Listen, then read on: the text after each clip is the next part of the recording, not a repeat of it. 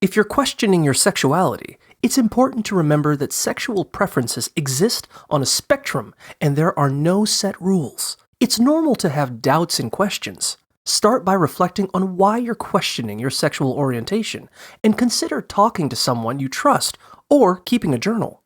Look for signs of romantic and sexual attraction to women, such as butterflies in your stomach, thinking about women often, and being uninterested in straight relationships. Taking a sexual orientation test, like our Am I a Lesbian quiz, can also provide some clarity. Remember that sexual and romantic orientations vary, and there's no single definition. It's important to be honest with yourself and acknowledge your preferences. Self-acceptance may take time, but it's a crucial step. Practice self-love by using positive affirmations.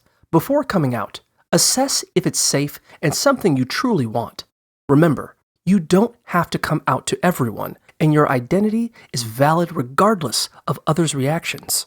If you need professional help, consider meeting with a counselor. Lastly, educate yourself about the lesbian community and find your place within it.